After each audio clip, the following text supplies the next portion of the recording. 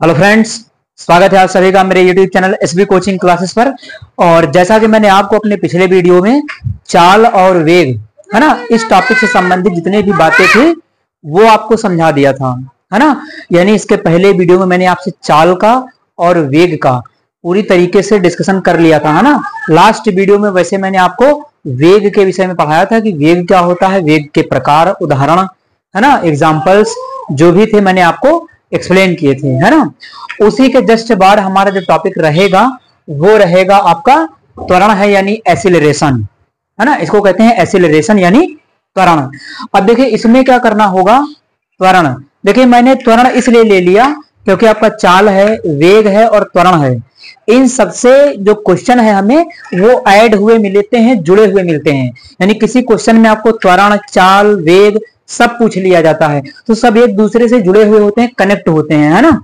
इस टॉपिक को पढ़ने के बाद यानी त्वरण को खत्म करने के बाद मैं आपको इसके अंकित प्रश्न यानी एग्जाम्पल्स यानी जो क्वेश्चन हमारे हैं उनकी प्रैक्टिस में आपको करवाऊंगा, है ना। तो उससे पहले क्या है कि हमें चाल, वेग और त्वरण को पूरी तरीके से समझ लेना है ताकि सवालों को लगाने में किसी भी कोई प्रकार की दिक्कत नहीं हो। जब तीनों टॉपिक आप पढ़े हुए होंगे तो चाल भी आसानी से निकाल लेंगे, वेग भी कैलकुलेट कर लेंगे और त्वरण तो आज पढ़ ही रहे हैं, इसको भी कैलकुलेट कर लेंगे, है कि नहीं।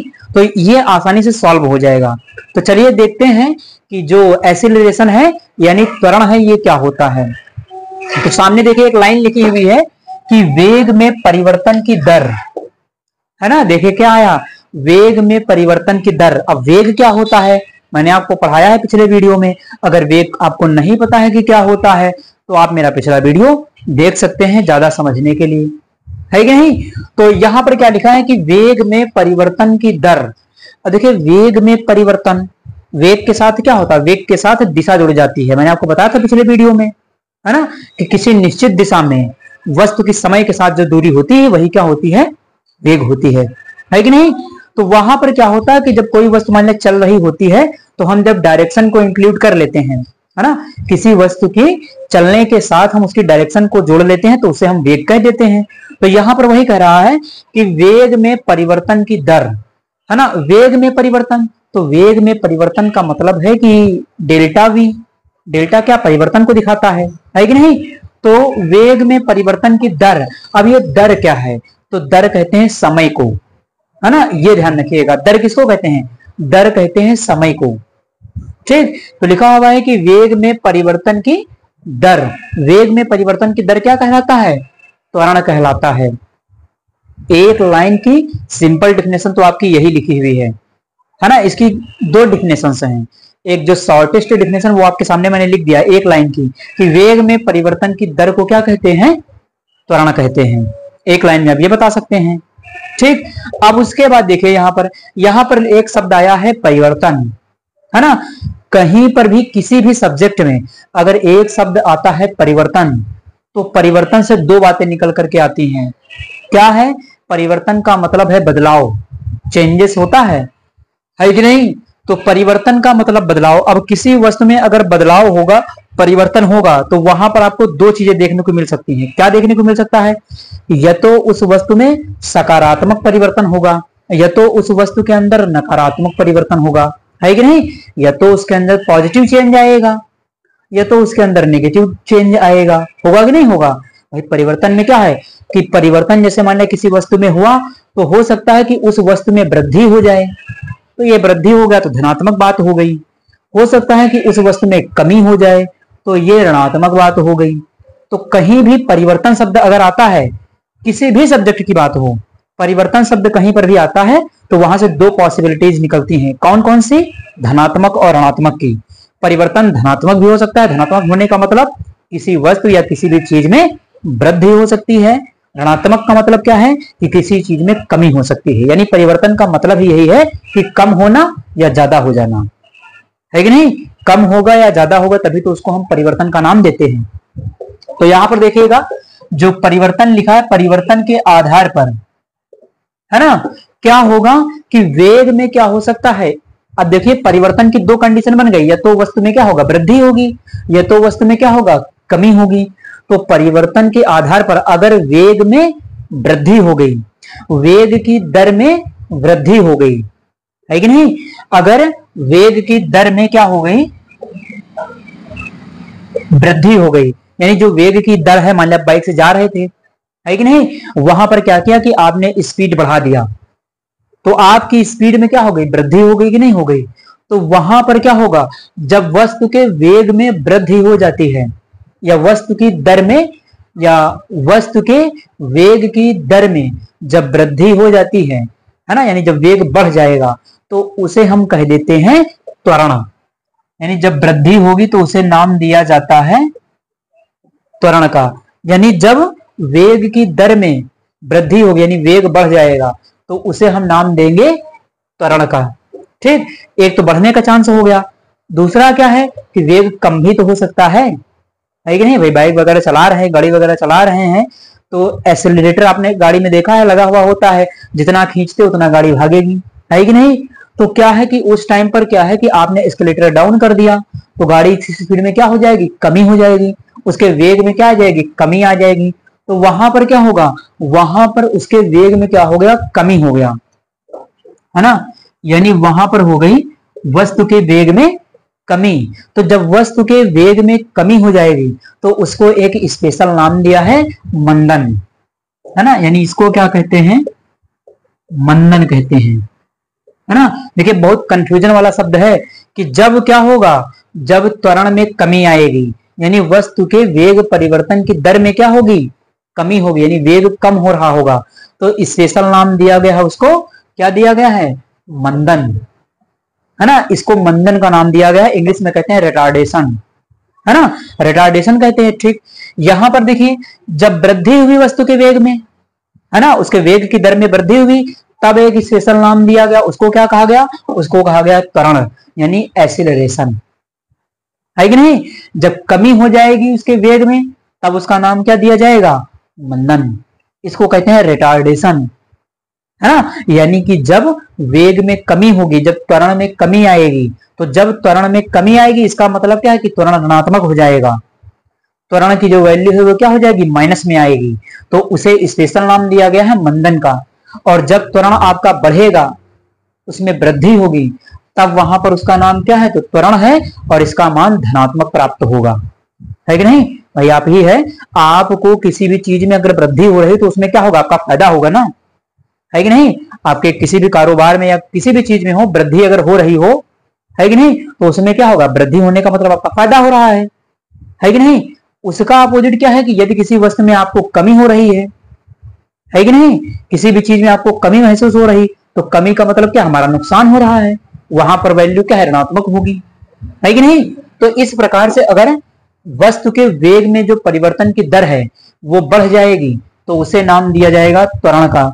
अगर वेग में परिवर्तन की दर घट जाएगी, कम हो जाएगी, तो उसे कहा जाएगा मंदन, है ना, रिटार्डेशन। इसको कहते हैं एक्सीलरेशन, इसको कहते हैं रिटार्डेशन, है कि नहीं। तो ये हो गई आपकी एक जनरल बात जो मैंने बताया, ये तो हो गई पहली डिफिनेशन आपकी। अब उसके बाद क्या है कि एक इसकी डिफिनेशन और होती है, वो मैं आपको लिख करके ही बता देता हूं, है ना। तो एकांक समय में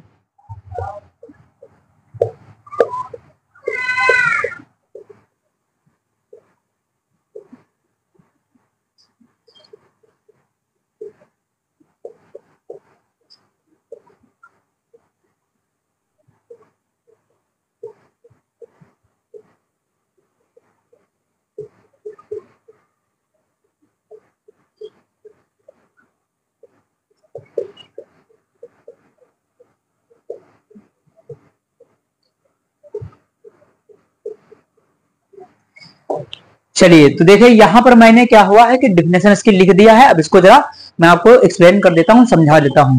तो देखिए क्या लिखा है कि एकांक समय, एकांक समय का मतलब समझते हैं, 1 मिनट, 1 सेकंड, 1 घंटा। एकांक का मतलब होता है 1, और समय की अगर छोटी इकाई की बात की जाए तो वो सेकंड होती है। इसलिए एकांक का मतलब अधिकांशतः अधिकतर 1 सेकंड से लगाया जाता है ना, क्योंकि सेकंड क्या समय की सबसे छोटी इकाई है। तो एकांक समय में यानी 1 सेकंड में लिखा हो सकता है। यहां पर कहीं कहीं देखेंगे तो इकाई समय भी लिखा होता है, इकाई का मतलब भी 1 सेकंड है, एकांक समय का मतलब भी 1 सेकंड है। ठीक, तो एकांक समय में किसी वस्तु के वेग में, देखिए लिखा है किसी वस्तु के वेग में होने वाले परिवर्तन को क्या कहते हैं, त्वरण कहते हैं। यानी 1 सेकंड में किसी वस्तु के वेग में होने वाले परिवर्तन को, है ना, देखिए किसी वस्तु के वेग में होने वाले परिवर्तन को त्वरण कहते हैं। यानी प्रति सेकंड किसी वस्तु के वेग में कितना परिवर्तन हो रहा है उसे हम क्या कहेंगे, उसका त्वरण कहते हैं।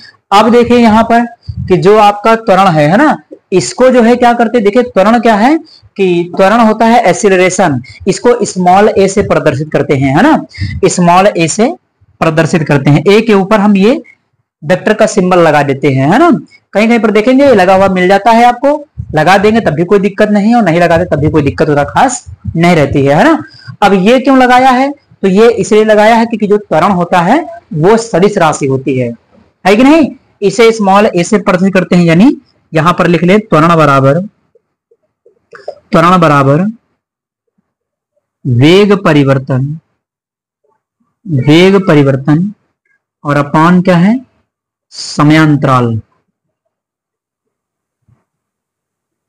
है ना। ये अगर फार्मूला देखा जाए तो त्वरण का जो फार्मूला आपका बनेगा वो ये बनेगा, यानी एक्सेलरेशन त्वरण बराबर, हिंदी में लिखेंगे तो वैसे, इंग्लिश में लिखेंगे तो ए बना देंगे, ठीक। तो त्वरण बराबर हो जाएगा वेग परिवर्तन, बात वही आ गई, वेग परिवर्तन बटे क्या होगा, समयांतराल होगा, इसका ये फार्मूला होगा। यानी वेग परिवर्तन बटे समयांतराल होगा। अब देखिए ऊपर क्या आया है, वेग, तो वेग कैसी राशि है, वेग एक सदिश राशि है, मैंने आपको पढ़ाया है वेग, है कि नहीं। तो वेग कैसी राशि है, तो वेग है आपकी सदिश राशि है कि नहीं। ये समय आपका, तो समय आपका अदिश राशि है कि नहीं। तो यहां पर वेग के सदिश होने की वजह से जो आपका त्वरण होता है, त्वरण कैसी राशि है, तो त्वरण भी एक सदिश राशि होता है कि नहीं। चलिए अब यहां पर देखिए क्या लिखा हुआ है कि वेग परिवर्तन। अब देखिए वेग परिवर्तन क्या है, वेग परिवर्तन तब होगा जब आप कहीं पर जा रहे होंगे, है ना, कुछ दूरी आप तय कर रहे होंगे। जैसे मान लिया कि यहां पर, इधर मैं लिख देता हूं, यहां पर पॉइंट है ए और यहां पर एक पॉइंट है बी, यानी इस जगह पर ए पॉइंट है और यहां पर क्या है, बी पॉइंट है। अब मान लिया कि यहां पर जो कोई भी वस्तु है उसका जो वेग है ना, इसका जो वेग है वो हम मान लेते हैं u, यानी वस्तु यहां से चलना प्रारंभ किया है ना, वस्तु ने बिंदु ए से चलना शुरू कर दिया है कि नहीं, और कहां पहुंच गई, डी पर। तो इसका जो बिंदु ए पर जहां से इसने चलना प्रारंभ किया है वहां पर जो इसका वेग है वो कितना है, इसका वेग है u, यानी यहां पर इसका वेग कितना है, स्मॉल u है, यानी प्रारंभिक वेग इस वस्तु का कितना है, तो स्मॉल u है, ठीक। उसके बाद यहां पर क्या है कि वस्तु ए से चल करके बी तक पहुंच गई, तो जब बी पर पहुंच गई तो बी पर इसका जो वेग हो गया वो कितना हो गया, v हो गया, स्मॉल v लिखा हुआ है। तो यहां पर प्रारंभिक वेग है और ये क्या है, अंतिम वेग है कि नहीं। तो अब यहां पर करना, अब देखिए यहां से अगर a से b तक गया है तो कुछ ना कुछ समय तो लगा ही होगा, है कि नहीं, समय में भी परिवर्तन हुआ होगा कि नहीं होगा। तो यहां पर क्या है कि मान लिया कि यहां पर जैसे समय लगा हुआ हो t1, या शुरुआत में यहां पर समय था तो मैंने शुरुआत में यहां पर वस्तु थी, तो समय को t1 भी मान सकते हैं, है कि नहीं। तो समय t1 का मतलब समय कुछ भी हो सकता है, 0 भी हो सकता है भाई। देखिए यहां पर क्या, जहां से उसने वस्तु ने अपना चलना प्रारंभ किया है, दूरी तय करना प्रारंभ करेगी, जहां से वस्तु अपनी चाल को प्रारंभ करेगी वहां पर समय क्या होगा, तो जैसे मान लिया यहाँ पर मैं रुका हुआ हूं तो इस टाइम पर मेरा जो समय होगा वो कितना होगा, 0 होगा, क्योंकि अभी मैंने चलना प्रारंभ नहीं किया है। जब चलना प्रारंभ करेंगे तब तो समय तय किया जाएगा ना।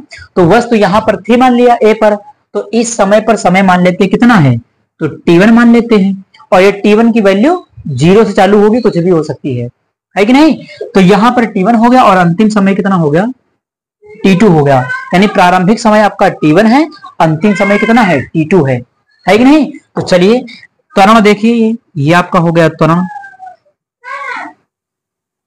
है ना, ये लिख दिया ए। अब देखिए वेग परिवर्तन आपको अगर निकालना है ना, जैसे मान लिया आप ए से बी तक वस्तु गई, है ना, आप मान लिया अपने घर से विद्यालय तक गए, है कि नहीं। आप अपने घर से, छोटा सा एग्जांपल लेते हैं कि आप अपने घर से विद्यालय तक गए, अपने विद्यालय तक जहां भी आपका विद्यालय हो वहां तक गए, तो मान लिया कि आपके घर से जो विद्यालय की दूरी वो 10 किलोमीटर है।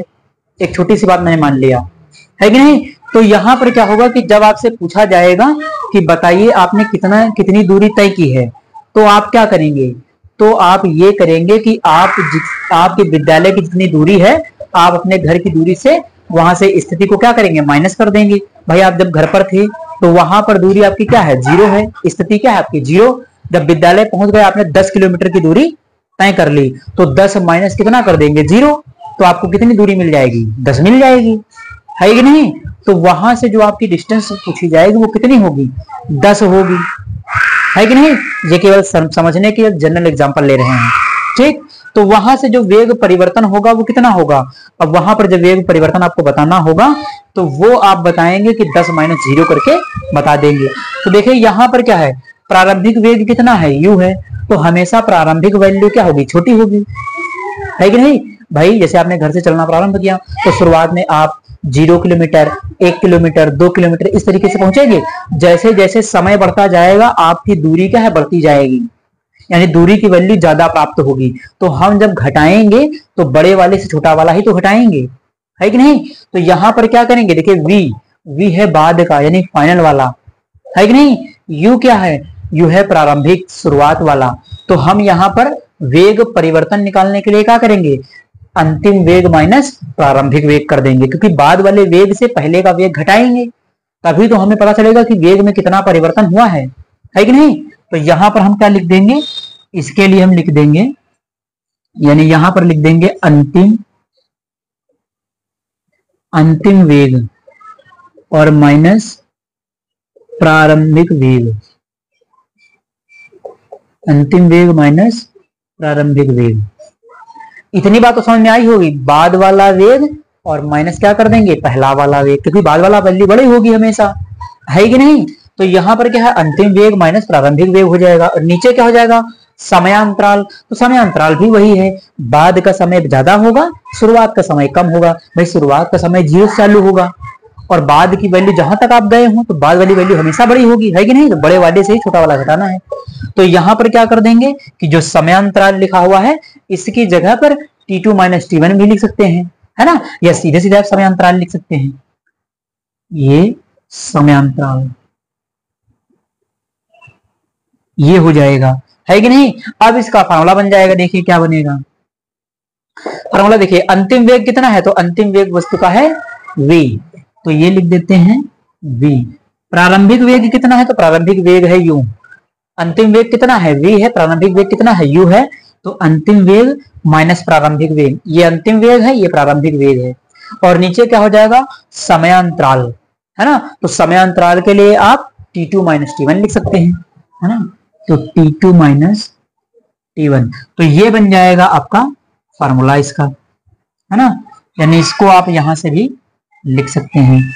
तो इसका ये फार्मूला बन जाएगा, यानी v minus u upon t2 minus t1 हो जाएगा, है कि नहीं।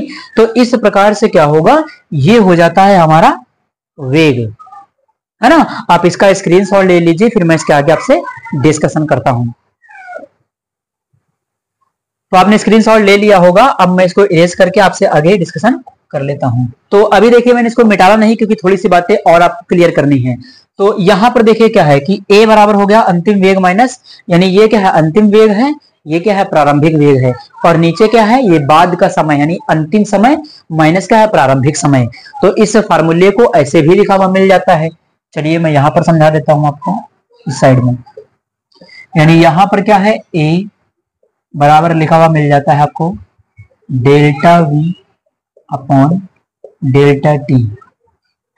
ये देखिए ये भी फार्मूला आपको लिखा हुआ मिल जाता है। डेल्टा क्या है, डेल्टा परिवर्तन को दिखाता है कि नहीं।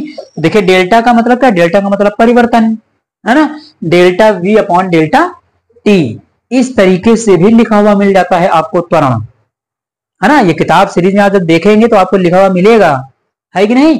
तो a बराबर क्या होगा, delta v upon delta t, तो कोई दिक्कत नहीं है।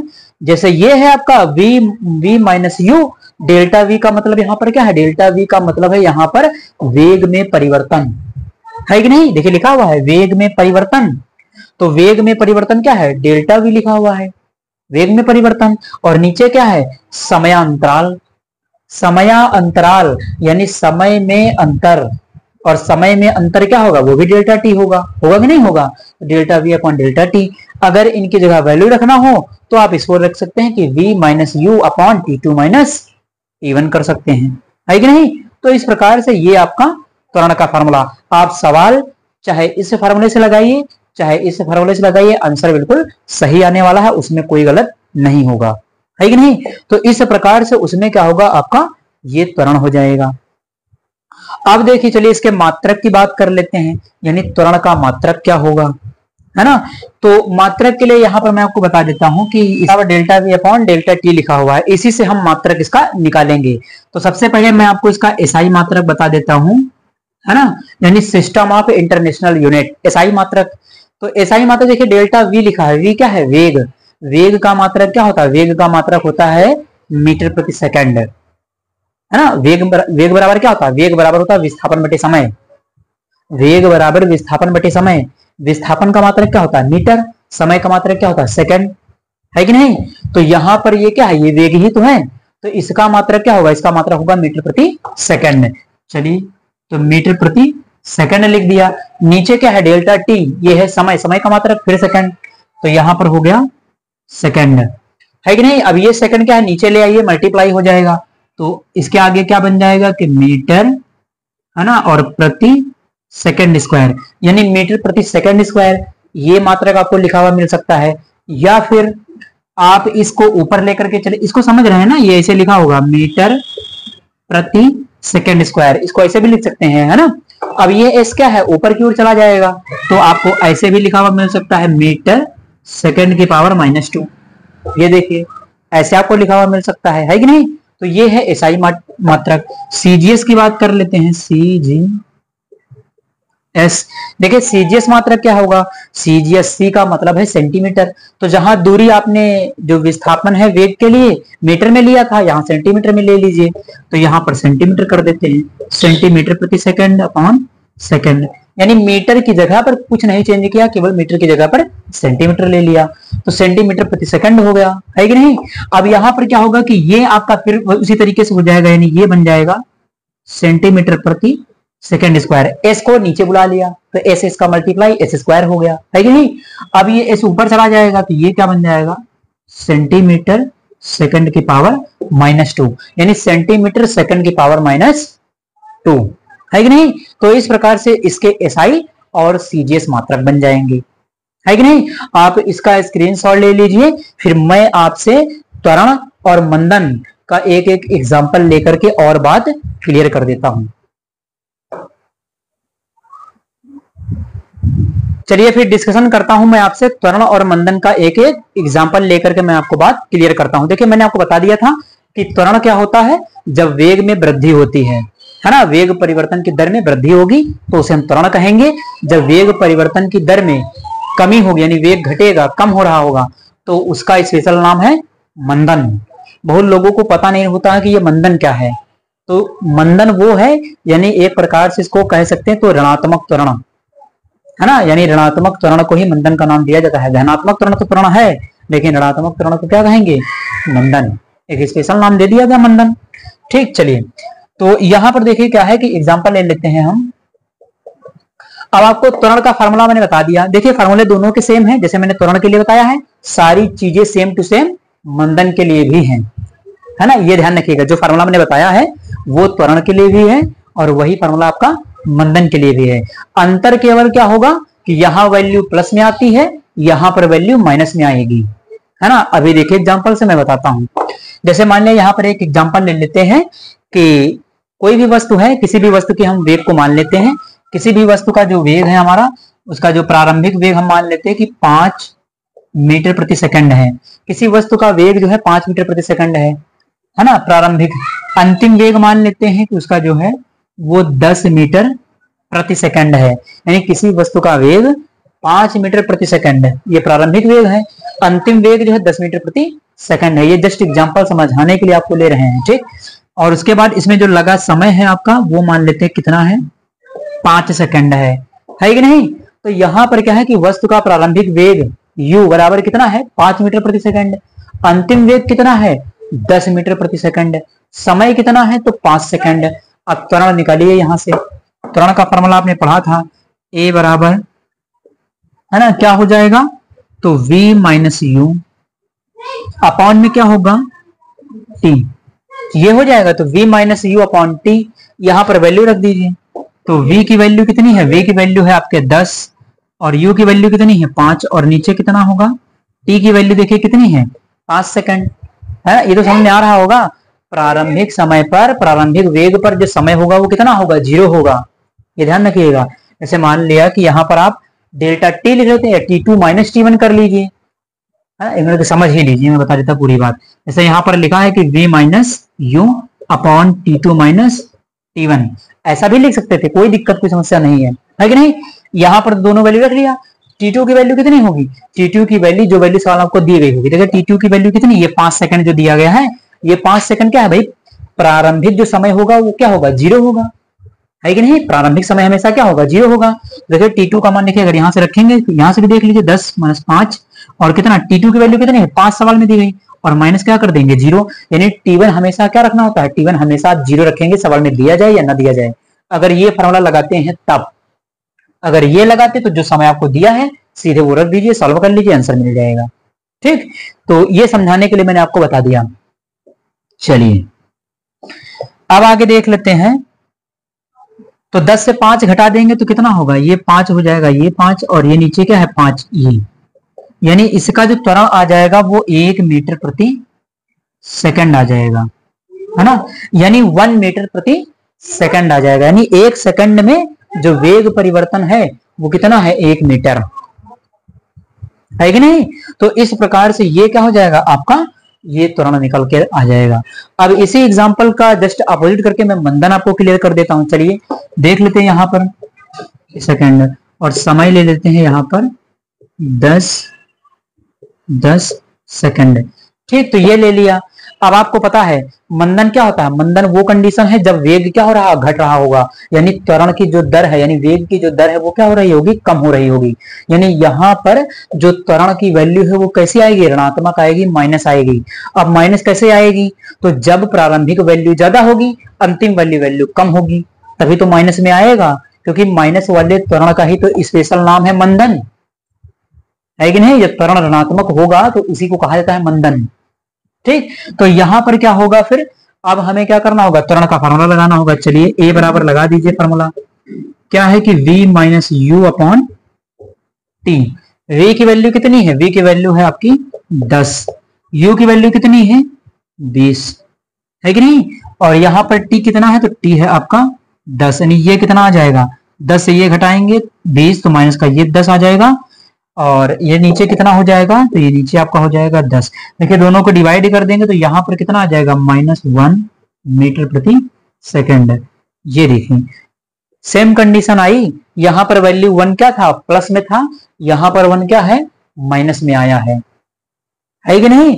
तो यहाँ पर देख लीजिए माइनस में आया, इसका मतलब क्या है, यहाँ पर जो वेग है वो कम हो रहा है, जो त्वरण है वो घट रहा है कि नहीं। तो यहाँ पर जब त्वरण घटेगा या वेग घटेगा तो इसकी जो वैल्यू होगी वो हमेशा माइनस में आएगी, और माइनस में आने वाली वैल्यू मंदन होगी, प्लस में आने वाली वैल्यू त्वरण होगी, एक्सेलरेशन होगी, है कि नहीं।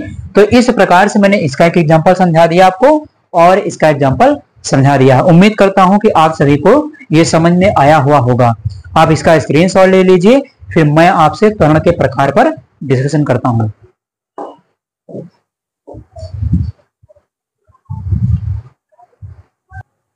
चलिए देखते हैं त्वरण के प्रकारों को, है ना। यानी पहला जो हमारा इसमें टाइप आएगा, टाइप ऑफ एक्सेलरेशन, इसमें पहला हमारा जो टाइप है वो कौन सा है, यानी एक समान त्वरण, यानी इसको कहते हैं हम यूनिफॉर्म एक्सेलरेशन, एक समान त्वरण को कहते हैं यूनिफॉर्म एक्सेलरेशन। ठीक, चलिए देखते इसकी परिभाषा क्या है कि यदि किसी गतिशील, ध्यान दीजिएगा, यदि किसी गतिशील वस्तु में, है ना, क्या लिखा हुआ है, वस्तु में समान समयांतराल, है ना, यानी समान समयांतराल, समान समय में समान वेग परिवर्तन होता है, या ऐसे भी कह सकते हैं कि समान समय अंतराल में जब कोई वस्तु है ना समान वेग परिवर्तन प्रदर्शित करती है, यानी जब कोई वस्तु समान समय अंतराल में समान वेग परिवर्तन प्रदर्शित करती है तो उसे उस वस्तु का एक समान त्वरण कहते हैं। ठीक, ये लिखा हुआ है। हाँ, वेग परिवर्तन होता है तो उसे एक समान त्वरण कहते हैं, है ना, या उसे उस वस्तु का एक समान त्वरण कहते हैं, ये भी लिख सकते हैं। ठीक, तथा वस्तु की गति को एक समान त्वरित गति कहते हैं, यानी इस प्रकार से, यानी जो वस्तु एक समान त्वरण प्रदर्शित कर रही होगी, है ना, तो एक समान त्वरण प्रदर्शित करती हुई वस्तु की जो गति है उसे हम क्या कहेंगे, एक समान त्वरित गति, है ना। तो आप इसको एक लाइन में ऐसे भी कह सकते हैं, कैसे कह सकते हैं, तो ऐसे कह सकते हैं कि एक समान त्वरण प्रदर्शित करती हुई वस्तु की जो गति है उसे हम एक समान त्वरित गति कहते हैं, है ना। ये भी एक लाइन में लिखा जा सकता है कि जो वस्तु एक समान त्वरण प्रदर्शित करेगी, है ना, या जो वस्तु एक समान त्वरण प्रदर्शित करती है उसकी उसकी गति को एक समान त्वरित गति कहते हैं। ठीक, यही लिखा हुआ है कि एक समान त्वरण प्रदर्शित करने वाली वस्तु की गति उसकी एक समान त्वरित गति होगी। ठीक, चलिए अब यहां पर एक एग्जांपल ले लेते, थोड़ा सा बात आपको क्लियर हो जाए, यानी समान समय अंतराल में समान वेग परिवर्तन हो रहा हो।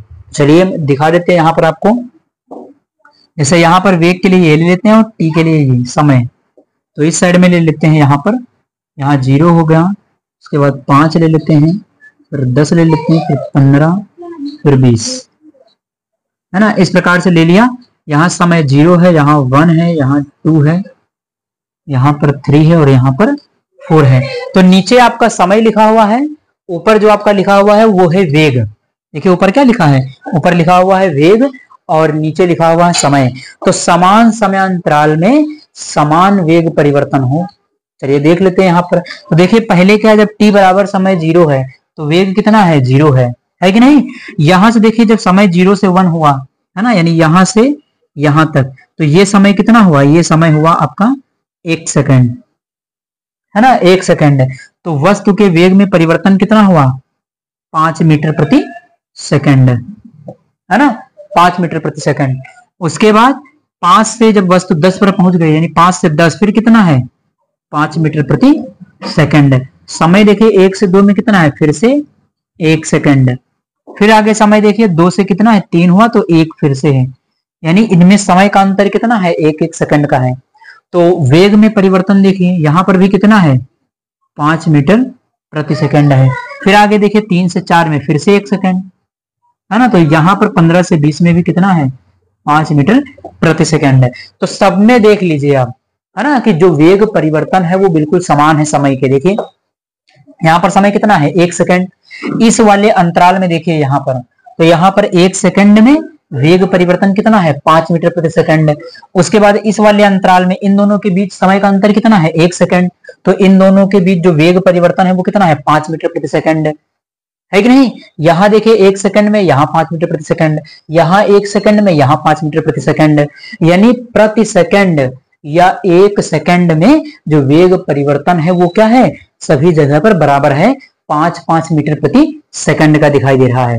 तो इस प्रकार से यहाँ ये कहा जा सकता है कि जो वस्तु का त्वरण है वो कितना है, वो आपका जो वस्तु का त्वरण है वो कितना है, +5 मीटर प्रति सेकंड है ना। यानी इसमें जो है वस्तु प्रति सेकंड में 5 मीटर की दूरी तय कर रही है या 5 मीटर का वेग प्रदर्शित कर रही है ना। तो यहां पर क्या हो जाएगा कि 5 मीटर प्रति सेकंड इसका त्वरण हो जाएगा, है कि नहीं, कहा जाएगा। इसके लिए जो a की वैल्यू होगी, यानी इसके लिए जो a होगा ये क्या होगा, नियत होगा। नियत का मतलब 0 होगा, 0 होगा, है कि नहीं, नियत होगा, है ना। या फिर इसको ऐसे लिख सकते हैं कि a की वैल्यू कितनी हो जाएगी, 0 हो जाएगी। कैसे 0 हो जाएगी, जरा एग्जांपल से समझाइए, है ना। जो सामने आपके लिखा हुआ है मैं इसी को बता देता हूं। देखिए अभी आपने त्वरण का फॉर्मूला पढ़ा हुआ था, है ना। त्वरण का फॉर्मूला क्या पढ़ा था, a बराबर -v/u, है ना, और नीचे कितना है, t, ये है। या आप इसको और अगर t2 - t1 लिखना चाहें तब भी लिख सकते हैं, तो T2 माइनस T1। अब जरा यहाँ पर देखिए v क्या है, v है अंतिम वेग। तो यहाँ पर देखिए वेग में परिवर्तन समान है। प्रारंभिक मान लिया ये है आपका, है कि नहीं। अंतिम आपका वेग परिवर्तन क्या है, ये है आपका, है ना। तो प्रारंभिक वेग आपका 5 मीटर प्रति सेकंड ये है, और अंतिम आपका ये हो जाएगा।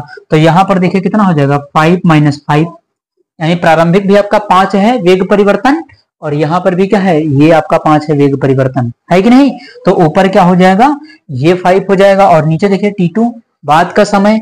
तो जो बाद का समय देखिए, अंतिम समय यहाँ क्या है 1 सेकंड, प्रारंभिक समय भी क्या है 1 सेकंड, यानी 1 माइनस 1 यहाँ क्या हो जाएगा 0, और नीचे भी क्या हो जाएगा 0। तो देखिए 0 0 क्या हो गया, ए का मान 0 आ गया। तो इस प्रकार से यहाँ पर त्वरण जो होता है वो नियत होता है ना, समान होता है, 0 के बराबर होता है ना। तो आप इसका स्क्रीनशॉट ले लीजिए, फिर मैं आपसे डिस्कशन करता हूं असमान त्वरण का।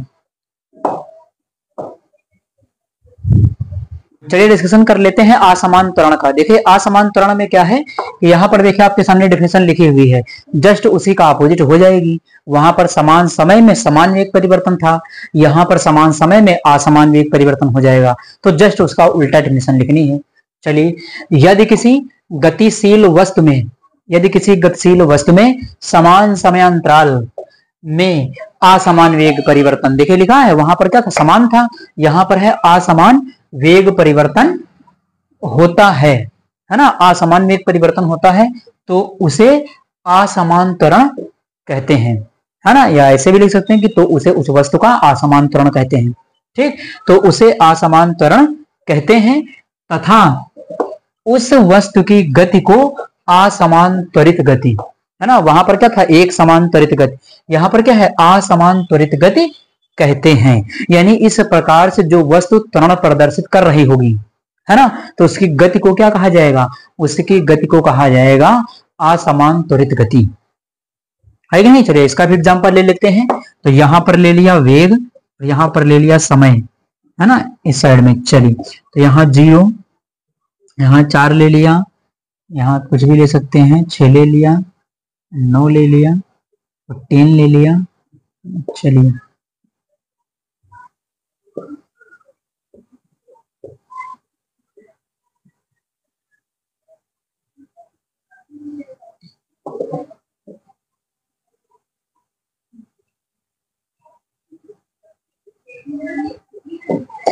है ना। चलिए ऊपर क्या है आपका, ऊपर है वेग परिवर्तन, है ना, और नीचे आपका क्या है समय। तो देखिए ऊपर आपका वेग है और नीचे क्या है आपका समय है। तो यहाँ पर चलिए चेक कर लेते हैं। देखिए यहाँ पर वेग कितना है, ये 0 से 4 हुआ, यानी सीधे कितना है 4 मीटर प्रति सेकंड, है कि नहीं। तो यहाँ पर कितना वेग है 4 मीटर, ठीक। समय देखिए यहाँ से क्या है, तो ये है आपका समय 1 सेकंड। फिर उसके बाद देखिए 1 से 2 हुआ, तो समय कितना है 1 सेकंड, यानी समय सेम है। और यहाँ पर ये कितना हो गया, तो ये देखिए 2 मीटर हो गया, यानी वेग कितना हो गया यहाँ पर 2 मीटर हो गया। उसके बाद 2 से 3 समय कितना है 1 सेकंड, है ना। समय यहाँ पर कितना है 1 सेकंड है। तो इसके अंदर देखिए जो आपका ये 6 से यहाँ पर 2 होगा, 6 से 9 हुआ, इसमें कितना है तो 3 मीटर, है कि नहीं। उसके बाद देखिए आगे यहां से कितना, फिर से 1 सेकंड है आपका, और यहां से कितना हो गया 5।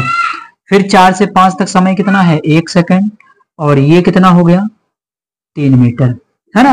तो यहाँ पर आप देख रहे हैं कि वेग में जो परिवर्तन है वो अलग अलग है, पहले 4, फिर 2, फिर 3, फिर 5, फिर 3, यानी कभी कम कभी ज्यादा, कभी कम कभी ज्यादा, तभी तो असमान है। असमान होने का मतलब क्या है, कभी कम कभी ज्यादा, है कि नहीं। तो ये है, और समय देखिए आपका क्या है समान है। तो आ गई वही डेफिनेशन कि समान समय अंतराल में असमान वेग परिवर्तन, है ना, असमान वेग परिवर्तन। तो देखिए असमान वेग परिवर्तन हो रहा कि नहीं हो रहा है, और समय कौन सा है आपका समान है। तो यहां पर आप जब ए की वैल्यू निकालेंगे, यानी इसके लिए ए कभी नियत नहीं होता है ना, इसके लिए जो ए की वैल्यू है वो कभी 0 के बराबर नहीं होगी, और चाहे तो उस फार्मूले में कैलकुलेट करके आप कर सकते हैं, है कि नहीं। यहां पर देखिए जो इसका प्रारंभिक वेग है वो कितना है 4 मीटर है, और जो इसका अंतिम वेग है वो कितना है 3 मीटर है। ये कम भी हो सकता है, ज्यादा भी हो सकता है कि नहीं। तो ये हो गया समय आपका क्या है, तो समय यहाँ पर समान होता है, लेकिन यहाँ पर आपको जो वेग है वो कभी भी बराबर देखने को नहीं मिलेगा, वो वेग नियत नहीं होगा, यानी यहाँ इसकी वैल्यू 0 नहीं आएगी, है ना। तो इस प्रकार से ये क्या हो जाता है, आपका असमान त्वरण हो जाता है। इसका स्क्रीनशॉट ले लीजिए, फिर मैं अगले जो टाइप हैं उनके बारे में आपसे डिस्कशन कर लेता हूं। चलिए, औसत त्वरण, यानी अगला जो हमारा टाइप है वो औसत त्वरण है, और एक छोटा सा टॉपिक है आपका गुरुत्वीय त्वरण। इन दोनों की मैं आपसे बात कर लेता हूं। देखिए, औसत तो आसान है, औसत दूरी, औसत वेग, औसत चाल, ये सब मैंने आपको बहुत पढ़ाया है। औसत का मतलब क्या होता है, कुल दूरी बटे कुल समय, है कि नहीं। यहाँ पर क्या है, त्वरण के विषय में बात की जा रही है, तो यहाँ पर क्या होगा, कुल वेग परिवर्तन बटे कुल समयांतराल, है ना। कुल वेग परिवर्तन अपॉन कुल समयांतराल के अनुपात को, है ना, यानी कुल वेग परिवर्तन में लगे हुए कुल समयांतराल को क्या कहते हैं, उस वस्तु का औसत त्वरण कहते हैं। ठीक, फार्मूला पूरा सेम रहेगा। ऊपर क्या लिखा जाएगा कि कुल वेग परिवर्तन बटे कुल समयांतराल। ठीक, चलिए, अब औसत त्वरण आपका कैलकुलेट कैसे किया जाएगा, तो वो मैं आपको एक सवाल जरा करवा देता हूं। देखिए, स्क्रीन पर आपके एक सवाल लिखा हुआ है, इसको मैं आपको सॉल्व करके औसत त्वरण क्लियर कर देता हूं। देखिए, लिखा है कि एक बस चालक 45 मीटर प्रति सेकंड, है ना, 45 मीटर प्रति सेकंड की गति से सड़क के किनारे गाड़ी चला रहा है। जब अचानक उसे सड़क पर एक दौड़ता हुआ पिल्ला दिखाई देता है, तो इस प्रकार वह 1.5 सेकंड के समय में तेजी से 3 मीटर प्रति सेकंड तक धीमा हो जाता है। तो बस के त्वरण की गणना कीजिए। देखिए, डराने के लिए आपको यहाँ पर औसत त्वरण उसने नहीं कहा, लेकिन निकालना क्या पड़ेगा, औसत त्वरण ही तो निकालना पड़ेगा।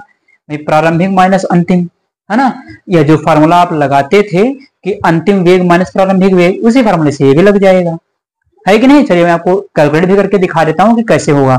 तो यहां पर देखिए, आपको दिया जो गया है सवाल में, सवाल को ध्यान से देखिएगा, इसमें जो आपको दिया गया है, यानी यहां पर हम कर लेते हैं सोल्यूशन। इसका सोल्यूशन में जो आपका अंतिम वेग दिया है वो 3 मीटर दिया है ना, 3 मीटर प्रति सेकंड, यानी अंतिम वेग आपका v दिया है, कितना है, ये स्मॉल v लिखा जाएगा।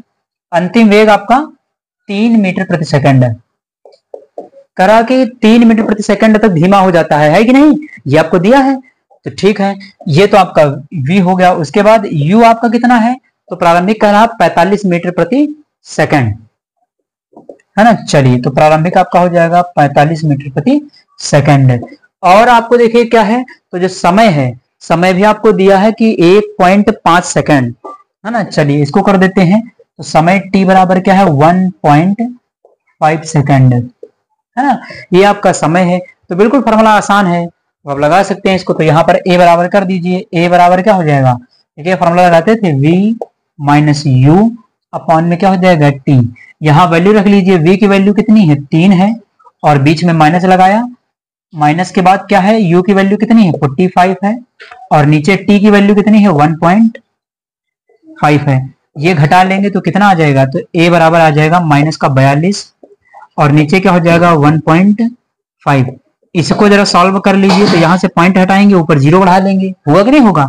और ये इसको डिवाइड कर लीजिए, तो 15 को 420 से भाग कर लीजिए, तो 15 दूना 30 हो जाएगा, ये हो जाएगा 2, ये 15 8 120, यानी यहां पर आ जाएगा माइनस का 28, है ना, मीटर प्रति सेकंड, है ना, स्क्वायर। यानी त्वरण जो आपका आ जाएगा वो आपका आ जाएगा 28 मीटर प्रति सेकंड स्क्वायर, है ना। यहां पर इस तरीके से इसको सॉल्व कर लिया जाएगा। तो औसत वाला भी बिल्कुल सेम है, सही है ना, ये हो जाएगा। अब देखिए, अगला जो आपका लिखा हुआ है गुरुत्वीय त्वरण, है ना। ये गुरुत्वीय त्वरण क्या होता है, इसका मैं आपको डिस्कशन कर लेता हूं। तो देखिए, यहां पर लिखा हुआ है कि गुरुत्वीय त्वरण यानी मुक्त रूप से पृथ्वी की ओर गिरती हुई किसी वस्तु के वेग में 1 सेकंड में होने वाली वृद्धि को गुरुत्वीय त्वरण कहते हैं। यानी कोई वस्तु पृथ्वी की ओर गिरती हुई चली आ रही हो, आसमान से पृथ्वी की ओर गिरती चली आ रही हो, तो उसके वेग में प्रति सेकंड का मतलब 1 सेकंड, उसके वेग में 1 सेकंड में कितना परिवर्तन होता है, वही क्या कहलाएगा, उसका गुरुत्वीय त्वरण कहलाएगा, है ना। यानी 1 सेकंड में उसके वेग में कितनी वृद्धि हो रही है, वही उसका गुरुत्वीय त्वरण कहलाएगा। देखिए, नाम ही है इसका गुरुत्वीय त्वरण, है ना। इसको कहते हैं ग्रेविटेशनल एक्सीलरेशन। ठीक, तो यहां पर देखिए गुरुत्वीय त्वरण को स्मॉल g से प्रदर्शित करते हैं, और स्मॉल g बराबर 9.8 मीटर प्रति सेकंड स्क्वायर क्या हो जाएगा, इसका मात्रक हो जाएगा। तो ये वैल्यू आपकी फिक्स रहती है, इसको याद रखिएगा, है कि नहीं। तो स्मॉल जी बराबर 9.8 मीटर प्रति सेकंड स्क्वायर, ये इसकी वैल्यू हो जाएगी, है ना। आप इन दोनों का स्क्रीनशॉट ले लीजिए, फिर मैं लास्ट पॉइंट का डिस्कशन आपसे कर लेता हूं। तो चलिए देख लेते हैं इस अंतिम बिंदु को, और ये बिंदु भी समझना आपके लिए बहुत इंपॉर्टेंट है ना, क्योंकि सवाल लगाने में बहुत हेल्प करेंगे ये पॉइंट। तो देख लेते हैं, यहाँ पर देखिए एक समान त्वरित गति लिखा हुआ है, असमान त्वरित गति लिखा है। तो यहाँ पर कभी कभी आपसे पूछ लिया जाता है कि जो वेग है वो किसमें आपका स्थिर रहेगा, यानी नियत रहेगा, और किसमें नहीं रहेगा, ऐसा पूछ लिया जाता है। तो चलिए यहाँ पर देख लेते हैं, पहले हम बात कर लेते हैं वेग की, है ना। यानी एक समान त्वरित गति में जो आपका वेग होता है v, है ना, जो आपका वेग होता है वो v। अब देखिए यहाँ पर जो वेग है ऊपर क्या है, ये वेग ही तो है, ये क्या है, ये वेग है। देखिए वेग इसमें क्या है, वेग बदल रहा है, 0, 5, 10, 15, 20, ये ऊपर की ओर वेग क्या हो रहा है, तो वेग परिवर्तित हो रहा है, यानी यहाँ पर वेग नियत नहीं है कि नहीं। तो यहाँ पर v naught is equal to क्या लिख देंगे, नियत, है ना। यानी वेग आपका यहाँ पर नियत नहीं है, नियत का मतलब एक समान है कि नहीं, उसकी वैल्यू 0 आए, तो 0 नहीं आएगी। यहाँ पर देखिए वैल्यू क्या है, बदलती जा रही है, 0 है, 5 है, 10 है, 15 है, 20 है, वेग बढ़ता जा रहा है कि नहीं। तो यहाँ पर क्या है कि वेग जो आपका होगा वो नियत नहीं होगा, एक समान नहीं होगा, है कि नहीं। उसके बाद आपका देखिए इसमें फिर त्वरण की बात कर लेते हैं, यानी त्वरण, है ना, एक्सेलरेशन, ए की बात। देखिए त्वरण क्या है, तो त्वरण तो मैंने अभी आपको बताया था कि त्वरण क्या होता है, वेग में परिवर्तन। तो देखिए वेग में परिवर्तन क्या सेम है, तो यहाँ पर देखिए 0 से 5 कितना है, 5 मीटर, 5 से 10 कितना है, 5 मीटर, 10 से 15 कितना है, 5 मीटर, 15 से 20 कितना है, 5 मीटर। तो वेग में परिवर्तन देखिए सब में सेम है, समान है कि नहीं। तो वेग में परिवर्तन क्या है, समान है। समय में परिवर्तन देख लीजिए नीचे, तो यहाँ पर देखिए समय 1 सेकेंड, ये 1 सेकेंड, यहाँ 1 सेकेंड, और यहाँ भी 1 सेकेंड, यानी यहाँ समय भी आपका समान है, उसमें भी परिवर्तन समान है, और वेग में भी परिवर्तन समान है कि नहीं। तो यहाँ पर अगर आप डेल्टा v और डेल्टा t दोनों की वैल्यू रखेंगे तो वेग में परिवर्तन समान है, वैल्यू 0 हो जाएगी, और ये t भी क्या है, समान समय है, यानी परिवर्तन समान है दोनों में। तो यहाँ पर a की वैल्यू क्या हो जाएगी, 0, यानी ये क्या होगा आपका कि a जो होगा आपका वो नियत होगा, यानी त्वरण आपका क्या होगा, नियत होगा, समान होगा, है कि नहीं। यहाँ पर देख लीजिए असमान त्वरित में, इसमें क्या है, देखिए वेग इसमें क्या है, यहाँ पर वेग की बात कर लेते हैं, v की, है ना। तो v देख लीजिए यहाँ भी कभी बढ़ रहा कभी घट रहा, 3 से 5, 9, 9, 17, है ना। तो यहाँ पर क्या हुआ, बढ़ रहा है, देखिए वेग, है कि नहीं। तो यहाँ पर असमान में क्या हुआ, वेग बढ़ रहा है, यानी वेग नियत नहीं है। तो यहाँ पर वेग क्या है, नियत नहीं है, यानी यहाँ पर वेग एक समान या वेग नियत नहीं है, ठीक, ये हो गया। उसके बाद अगला है त्वरण, त्वरण को देख लीजिए ए। अब यहाँ पर त्वरण देखिए, त्वरण क्या है कि वेग परिवर्तन और समय में परिवर्तन। तो वेग परिवर्तन देखिए यहाँ से कितना है, 0 से 3 है, 3 से 5 हुआ कितना है, 2 है, 2 से 5 से फिर 9 हो गया, फिर कितना है 4, और 9 से फिर सीधे 17 हो गया, तो ये कितना है 8। तो देखिए यहाँ पर 3, 2, 4, 8, कभी बढ़ा कभी घटा। तो यहाँ पर क्या है, आपका जो वेग में परिवर्तन है वो समान नहीं है कि नहीं। यहाँ पर डिफरेंट वैल्यू प्राप्त हो रही है। नीचे समय देखिए आपका, तो समय आपका यहाँ पर 1 है, और उसके बाद ये समय 1 है, ये समय 1 है। तो यहाँ पर समय तो आपका समान है ना। तो समय समान है, लेकिन हमारा वेग जो परिवर्तन है वो क्या है, डिफरेंट है। तो वैल्यू यहाँ पर आपको डिफरेंट मिलेगी, है कि नहीं। यहाँ पर आप रख करके भी सॉल्व कर सकते हो। इसको हम कह सकते हैं कि ये हमारा त्वरण नियत नहीं है, यानी ए जो है आपका वो नियत नहीं होगा। इस प्रकार से नियत का मतलब एक समान, क्योंकि यहाँ पर ए की वैल्यू क्या है, डिफरेंट है। समय तो मान लिया सेम है, लेकिन ए की वैल्यू तो डिफरेंट हो जाएगी, है ना। ए की वैल्यू कुछ भी आए, ऊपर रखेंगे 1, नीचे क्या है, समय अंतराल सेम है। समय से जब ऊपर वाले को भाग करेंगे तो कुछ ना कुछ संख्या मिल जाएगी आपको। तो यहाँ तो ना तो आपको त्वरण समान है और ना ही वेग नियत है, ठीक। तो इस प्रकार से आज जो हमारा टॉपिक था त्वरण, है ना, एक्सेलरेशन, उसको मैंने आपको समझाने का पूरी तरीके से प्रयास किया है। उम्मीद करता हूं कि आप सभी को ये समझ में आया हुआ होगा। और यदि चैनल पर नए हैं तो चैनल को सब्सक्राइब करें, वीडियो को लाइक करें और शेयर करते रहिए, है ना। चलिए फिर मिलते हैं अपने नेक्स्ट लेक्चर में। Thanks for watching this video.